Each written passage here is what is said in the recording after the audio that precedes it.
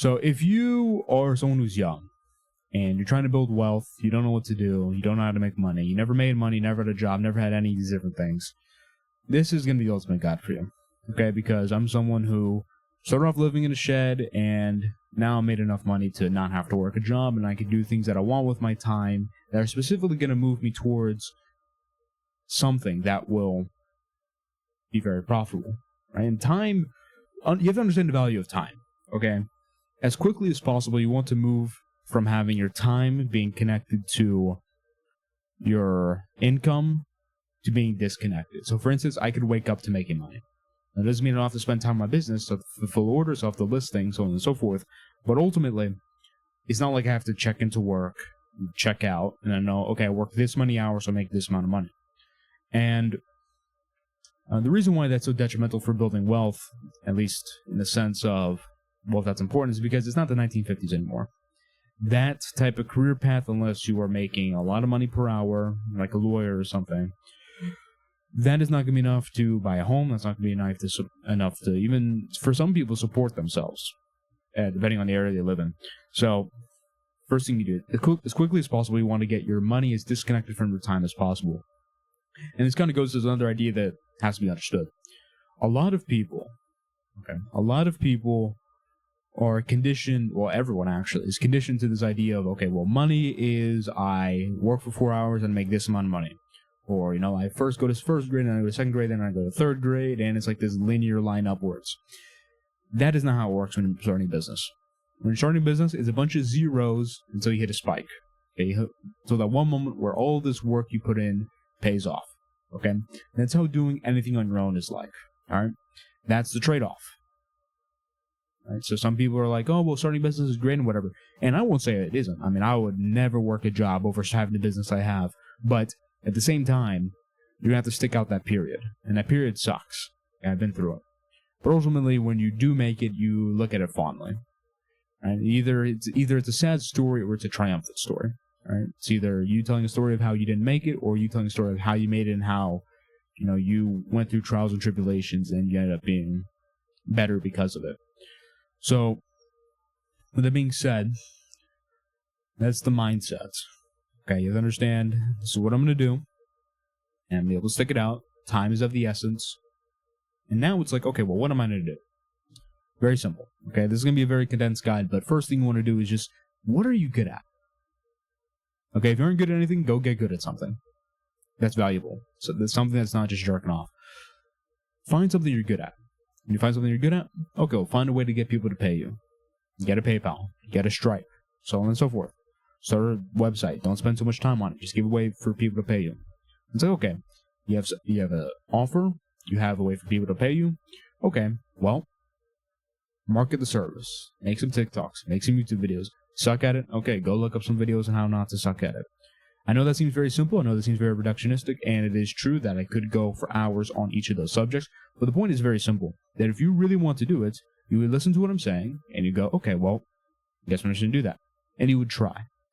And the key is to try. Okay, I tried a lot. I have failed in more business ideas than people have succeeded in. Okay, it's very important that you just try. That's the most important thing to do. Try. And there's going to come a certain point where, and reselling is another thing, and you can do like TikTok creativity program. You can do literally whatever you want.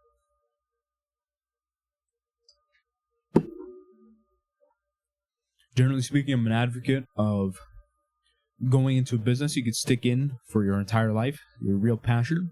But if you want to if you see a good opportunity, an opportunity is very important. If you see a good opportunity to make some money, go make it. Okay? And I'll help you out later. So in any case, so now you're making a little money. All right? How do you manage your money? This is where a lot of people go wrong. You do not want to prioritize saving when you're not making a lot of money. If you have bills, obviously save for those bills. Right? I'm not saying blow all your money. What I am saying is do not worship money. Do not be in this position where you have like $500 and you're like, oh mine, oh my god, $500, wow.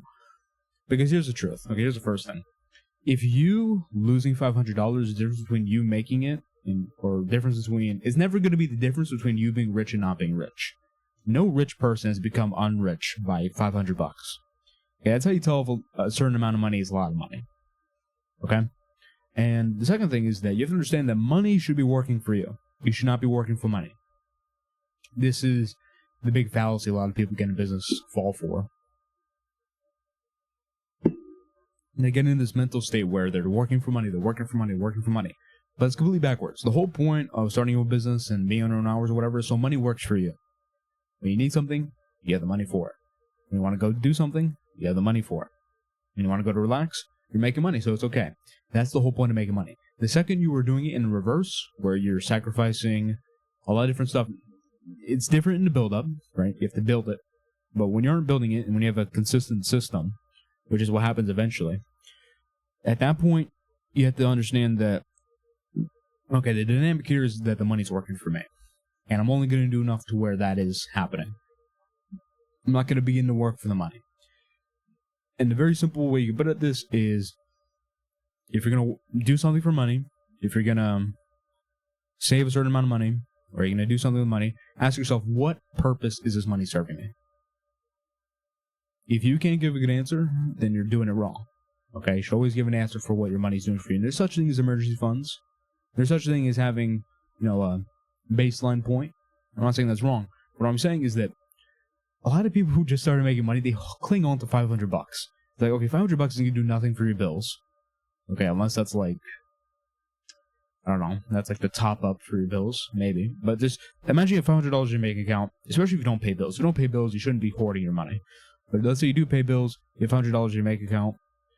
Okay, maybe don't spend it all, but the point, I think you get the point I'm trying to make. The point I'm trying to make is that at a certain point, it just doesn't make any sense. Like, you can spend $500, and depending on the business you're in, $500 could generate you tens of thousands. What I say is that maybe it could help you gain information. Maybe you could use some of that money for a subscription for a service that allows you to gain more information. Maybe you could use that to get a new microphone so your videos don't suck. Maybe you could use that to hire someone, so on and so forth. Okay, you need to find ways to make your money work for you. Alright? And saving is the easiest way to have your money not work for you. Even if you put an S&P 500 as 10% a year, when you're a broke boy, I mean, I'm a broke boy to a lot of people. Alright, I could spend $1,000 and it won't damage me at all. But there's other people who could spend $10,000 and nothing will happen to them. So, there's levels to this. So never get attached to the level you're at. That's one thing. But the other thing is that always understand that money is dispensable, bro. You need to treat it that way. And when you treat it that way, you have a good relationship with it, and you have a good relationship with it, you will make more money. Okay? So you want to build wealth? Don't focus on saving money. Okay, find a way to make money, and then take that money and turn it into more money. Okay, and invest it. You can invest in yourself, get yourself a weight set, or you can invest in a business directly. Right? I don't know how long that video was, but that is literally the fastest guide you're ever going to see to actually getting started and actually making money. And it's coming from someone who's done it.